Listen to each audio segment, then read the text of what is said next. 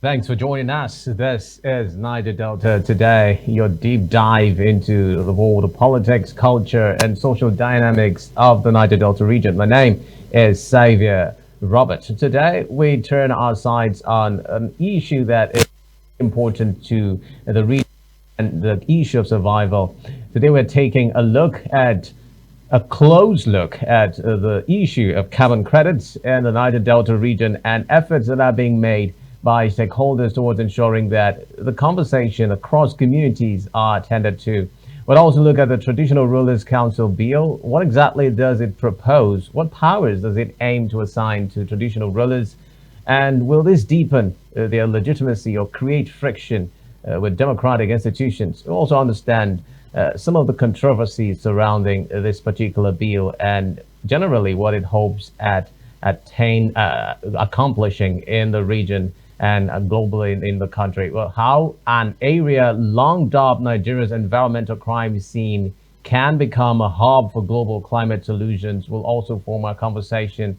Carbon offset projects are popping up in parts of Africa where companies in the West pay to plant trees or preserve forests in exchange for polluting elsewhere. Now, with Nigeria's pushing for carbon credit markets, what does this mean for the oil-rich, forest-heavy, and ecologically damaged Niger Delta?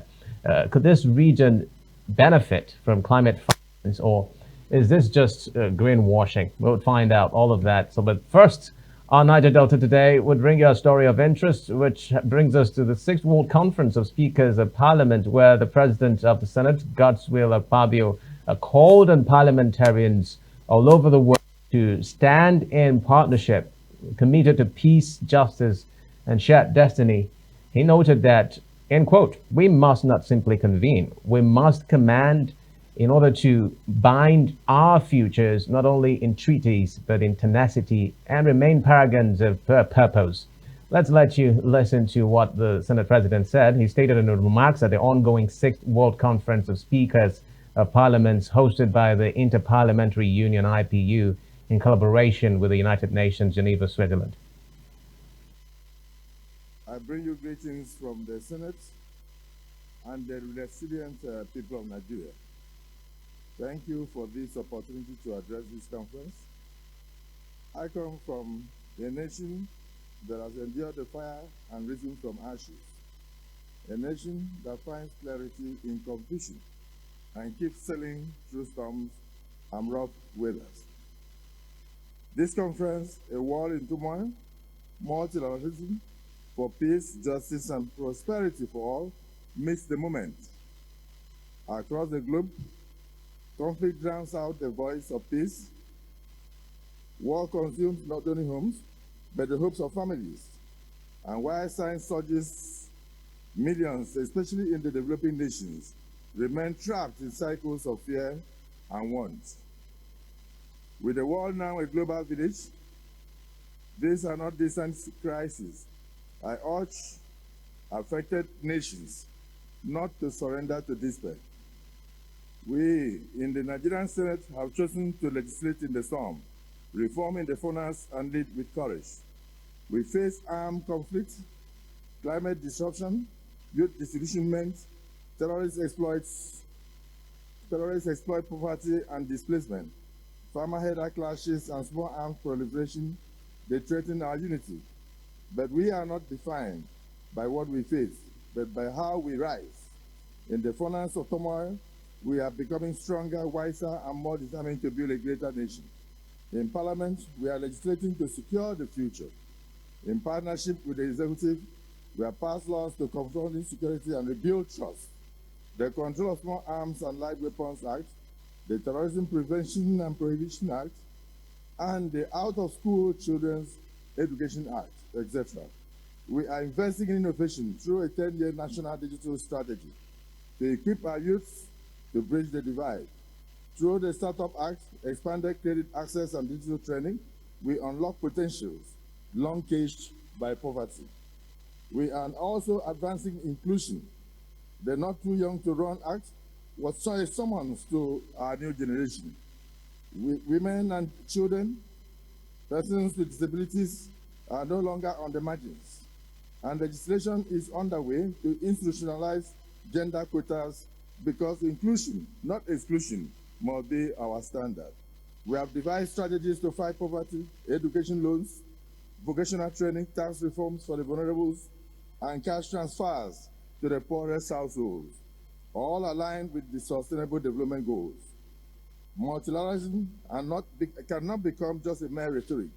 It must rise as a movement of resolve to ensure that, of course, from the Nigerian Parliament, we believe strongly in international solidarity as a shared resolve. We believe that this should be a collective responsibility, and we thank the IPU for leading the way. For humanity is a single tapestry, and when one corner is torn by conflict or injustice, the whole fabric is weakened. Let us therefore stand in partnership, committed to peace, justice, and shared destiny. We must not simply convene, we must command. Let us build and bind our futures, not only in treaties, but in tenacity, and remain paragons of purpose. As parliamentarians, let us commit to collaboration and the courageous pursuit of solutions that transcend borders and partisan divides. I thank you for this opportunity, and I congratulate all of us for rising to the occasion to build a better world. Thank you. Well, there you have it. Senate President Godswill Akpabio speaking at the IPU conference. Recall that as President of the Nigerian Senate, Senator Godswill Akpabio was nominated to the preparatory committee for the 6th World Conference of Speakers of Parliament 2025 by the Inter-Parliamentary Union IPU. He attended the committee's initial meeting in Geneva on May 16 and 17, 2024 as part of a group soft launching planning efforts for the main conference set for July, which has now taken center stage. And of course, which the speech we have just listened to. This nomination also extended Nigeria's leadership role since he was earlier elected to the IPU Executive Committee in October 2023.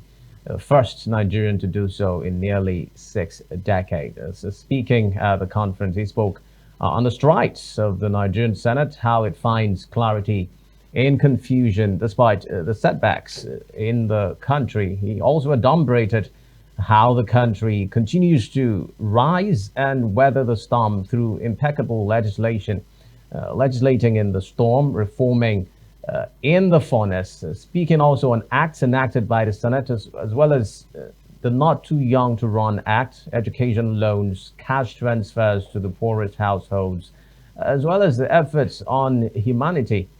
He talked about humanity being a single tapestry and how when one aspect is torn, the rest get affected. Of course, talked about a call for collaboration from different parliaments of the world for the single course of ensuring that humanity attains its goal, which is, of course, unity, development, and growth for all facets of society.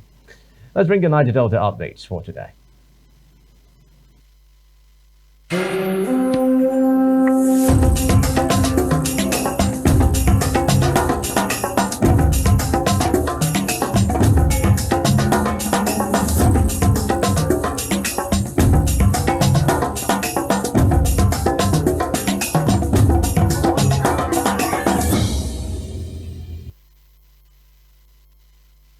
First, the Niger Delta updates. The Speaker of the House of Representatives, Honorable Abbas Tajuddin, has called on Nigerian youths to move beyond complaints and begin to take meaningful action for national development.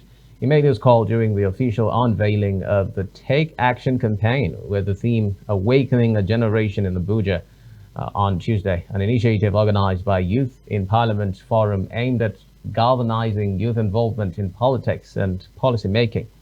Speaking through the Chairman, House Committee on Youth in Parliament, Honorable Olamijumolo Olaokala, the Speaker emphasized the importance of living in the present and contributing actively to Nigeria's progress. I keep telling people that Nigeria of today, if we do not take action, nothing is going to happen. Everything is going to remain the way it is. It's going to be garbage in, garbage out. And if we are here and we keep saying that we're over 60% of our population, 70% of our population, and yet there's no change. The most important thing I would tell the youth here and those who actually walk through the doors of appointments or even positions of authority or leadership, make sure you are not the last person that passes through that door. And this can only be done by how you excel in the job you're given. We not only campaign for youth to be in position, we also want to tell that youth is part of the value chain called Nigeria, the developmental value chain. It made it very clear to Nigerians that young people can do things differently in governance. And I'm here today to say that we stand solidly behind the bid by the youth to increase their take home from the political space in Nigeria. I want to believe that this platform would shape the road to youth movement ahead of 2027 elections. The Akwa Ibom State House of Assembly has commended Governor Moino for the socio-economic strides achieved through executive bills signed into law between June 2024 and June 2025. The commendation followed the motion moved by the member representing Ibesikwa Sultan State constituency, Honorable Ubon Nsuabia, who highlighted the positive impacts of the collaboration between the executive and legislature. Honorable Nsuabia noted that several of the bills originated and were implemented under the governor's RISE agenda with a focus on rural development, infrastructure renewal, fiscal responsibility, and economic diversification.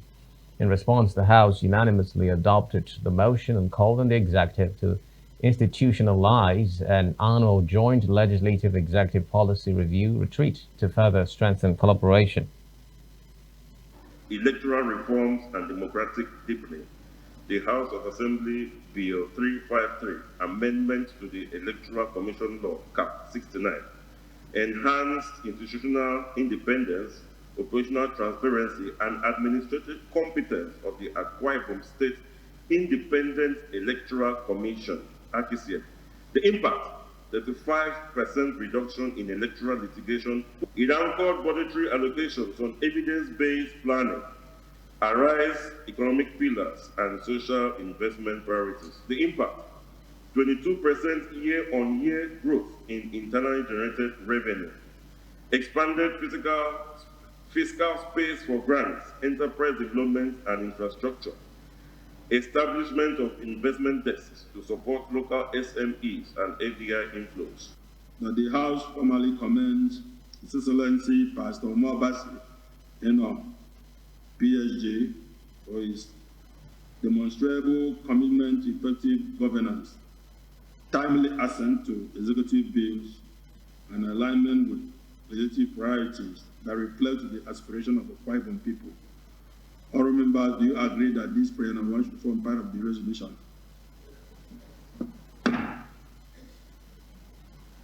Prayer number 2. The House urges the executive to institutionalize an annual joint executive policy review retreat to deepen synergy and assess the socio-economic returns. In a bid to strengthen education in public secondary schools, the Akwa Ibom State House of Assembly has called on the state government to urgently recruit more teachers, particularly for deployment to rural areas. This resolution followed the presentation of a report by the chairman of the House Committee on Education, Right Honorable Kenem Onofiak, on the urgent need for immediate deployment of teachers to public secondary schools. According to Right Honorable Onofiak, the committee met with the head of the State Civil Service, Elder Efyong Isian, who disclosed that plans are underway to recruit over 1,000 teaching staff into the State Civil Service. The state government, through the benevolence of His Excellency Pastor Mwabasi, Governor of Akwa Ibom State, has resolved to employ 3,000 staff in the State Civil Service. 2, that out of 3,000 staff to be employed, 1,000 is for educational sector teachers, 1,000 for health sectors, while remaining 1,000 is for the mainstream civil service. 3, that after employment of 1,000 teachers, the State Secondary Education Board will be mandated to post these teachers to different public secondary schools. The recommendation of the House Committee on Education on the motion urgent needs for immediate deployment of teachers to public secondary school. Those in favor say aye. Those against say nay. The ayes have it. Accordingly, the recommendation is hereby adopted. The clerk is hereby directed to communicate same to the governor of the state that more teachers, most especially more teachers, should be employed. 1,000 is not enough for the state that is in high demand of teachers as of today.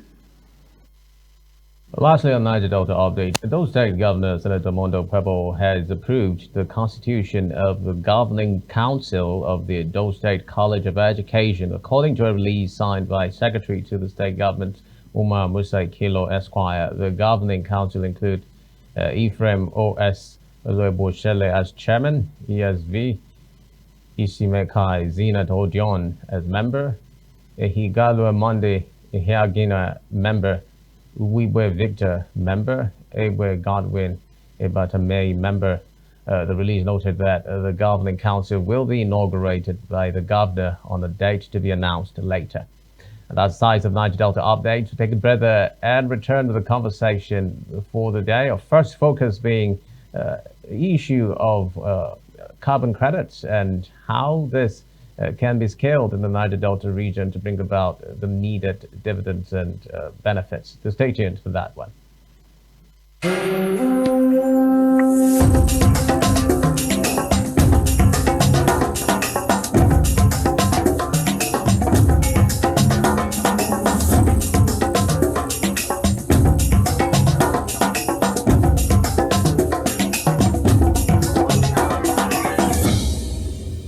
Thanks for staying tuned. The Niger Delta is no stranger to environmental headlines. You talk about oil spills, gas flaring, and mangrove loss, which have plagued the region for decades. But today we flip the script. As the global climate race intensifies, carbon offset markets have become a billion-dollar industry. Nigeria is positioning itself as a key player. Now, in a carbon offset deal, foreign or local polluters fund environmental repay projects like forest conservation, reforestation, or clean cook stoves in exchange for carbon credits. These credits can be sold or used to offset emissions elsewhere.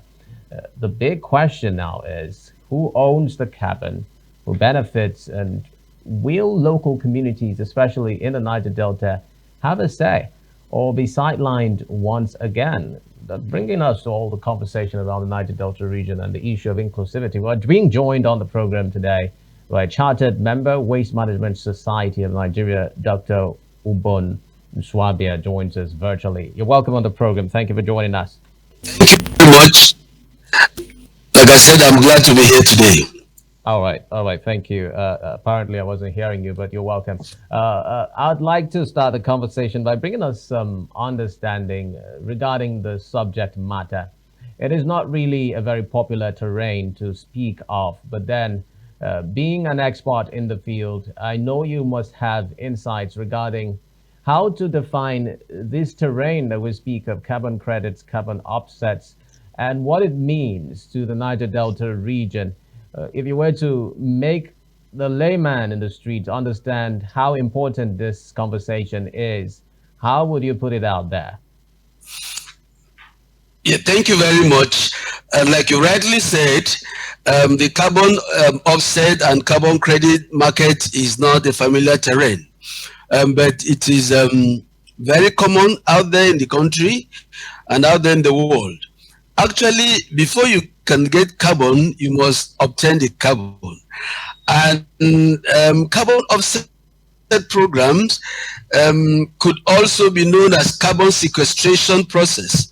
And carbon sequestration process is simply the process of capturing and storing carbon in forms and systems that are beneficial to mankind and the environment. And that is also can be done through natural means as well as anthropogenic means.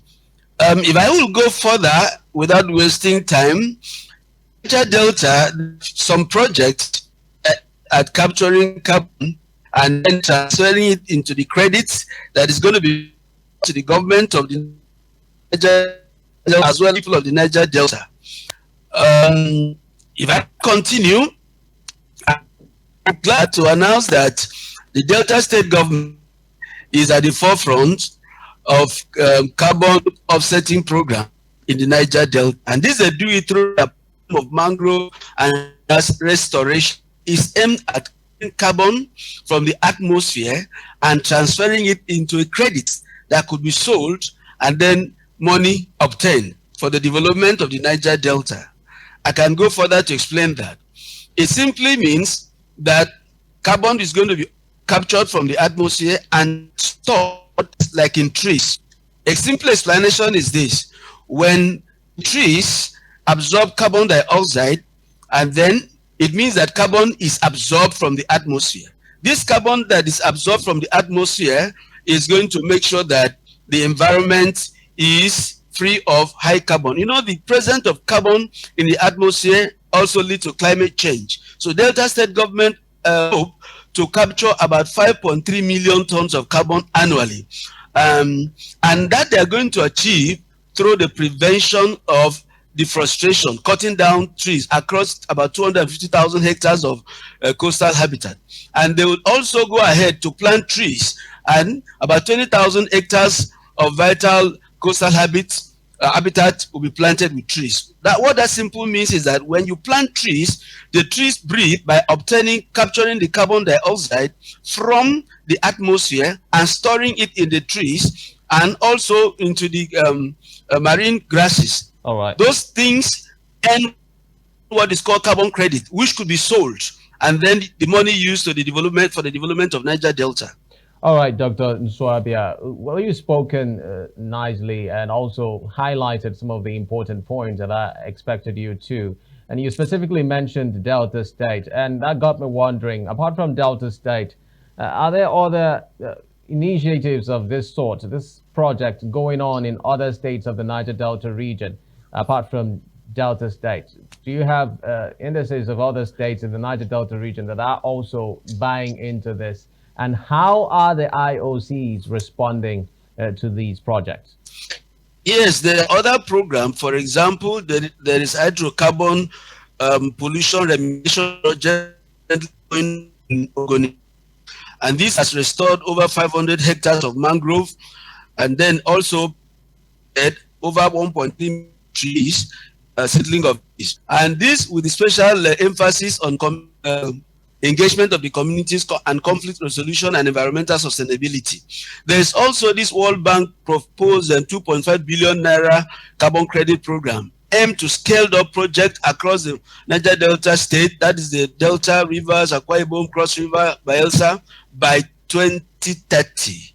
Those are ongoing projects. And there are also projects, research projects that is tailored towards the same purpose, conducted by Delta State University. I think Akwa Ibom State University is also into that, and other Niger Delta universities. Those are ongoing.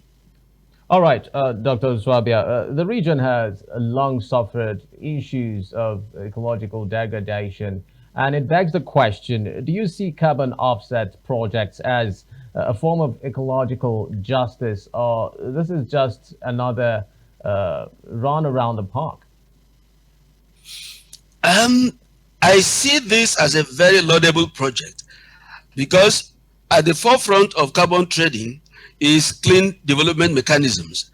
And this tree planting and afforestation are all clean development mechanisms. The fundings are out there.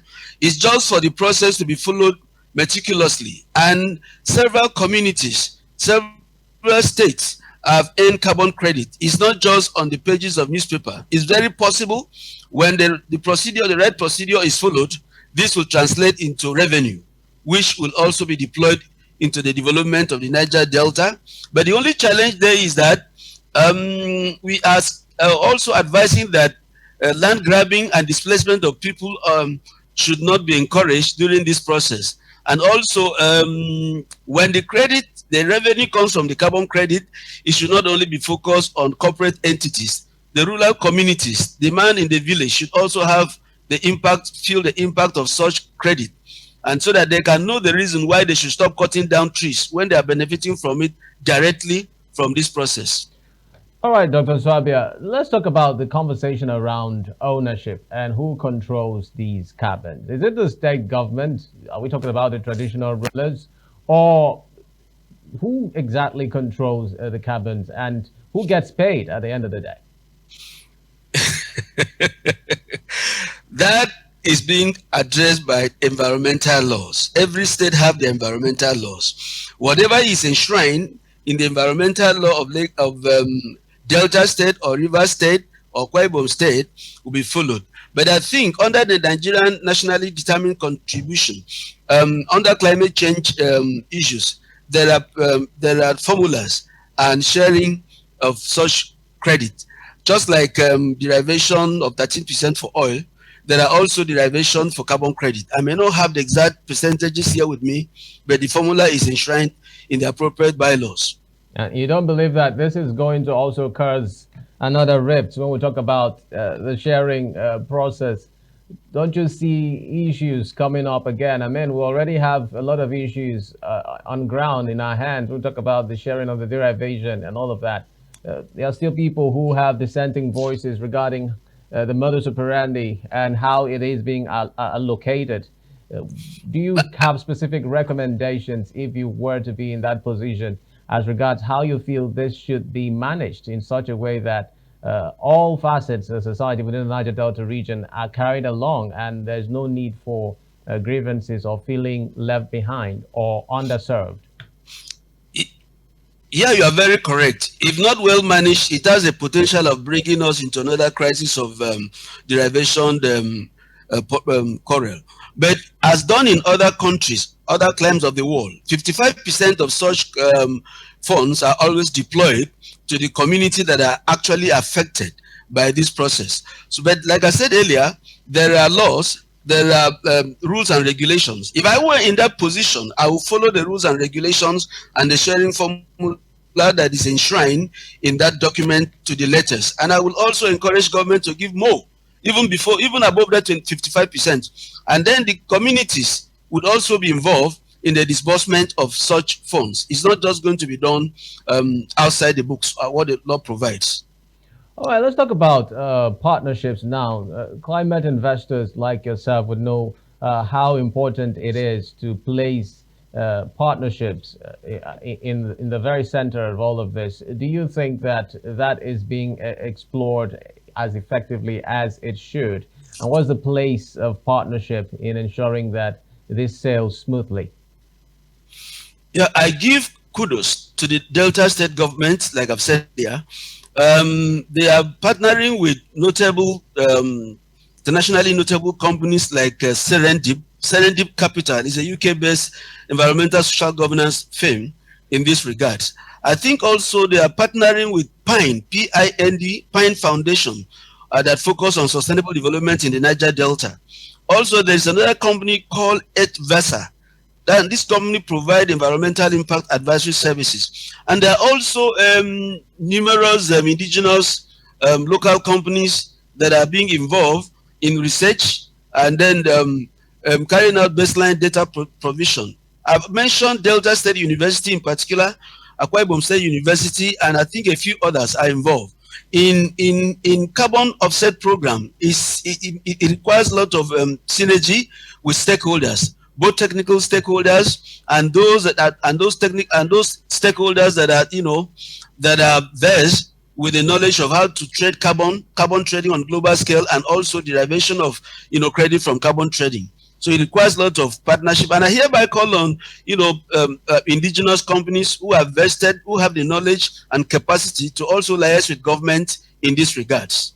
All right, Dr. Ubon Nsuabia, the issue of the Braced Commission and the roles it was set out to achieve when it came upstream was that it was supposed to coordinate activities within the South-South and see to it that it serves its people and dictates what happens here. Do you see a level of coordination that you hope can translate to a reality within the Braced Commission and the states that are involved? Can they come together to coordinate this carbon credit project and translate it to gains for the Niger Delta region and maybe specifically the South South? Yep, like you have mentioned from the beginning, that the carbon trading is not a familiar terrain down here. In when I say global south, I mean internationally global south. But I think they are making significant impact, and they will aggregate, coordinate activities to achieve the goal. For example, the goal of sequestrating about 5.3 million tons of carbon dioxide annually is a huge project, and I think they are doing fantastically well, and there's also room for improvement. All right. Well, as we begin to wind the conversation down, you are an expert when we talk about waste management. And of course, we also know the place of waste when we talk about issues of this nature. Can you bring us up to speed with a summary perspective regarding how the different states of the region can make sure that its persons, that its people are carried along effectively in the conversations around carbon credits and the project? Yes, carbon emissions from waste management is quite significant. In fact, there is a state that about 25% of the total carbon emission from that state comes from waste management. And therefore, in order to be able to offset that, there's going to be a regional waste management, circular economy waste management, project. I have been involved in that project a couple of years ago, where we were supposed to set up a hub where we collect and aggregate useful waste materials, and that can be converted to other process through recycling, through waste to wealth, through waste to energy. And some of these materials were also meant to be exported. You can imagine that if waste is managed properly, carbon emission from waste management, which provides significant emissions in state, could be reduced. So the solution to that is that to get state waste management agencies, get them together, empower them technologically, financially, and human capacity building wise, and therefore have a hub located within the Niger Delta where waste can be sorted, transported from different states into that place, and that could be called circular economy hub. We work on that. I think the implementation would soon begin, whereby waste will not just be dumped at the dump site. Waste will be sorted up and recycled into a new product, thereby reducing the carbon footprint of the respective states involved in the Niger Delta. Thank you very much, Chartered Member, Waste Management Society of Nigeria, Dr. Ubon Nsuabia, for coming on Niger Delta today. We appreciate your perspectives on the program this afternoon, and hope that, of course, the different states of the region and stakeholders involved would swing into action so that the region can begin to reap the much needed benefits and dividends of this project. Thank you for coming on the program. Thank you very much. It's a pleasure.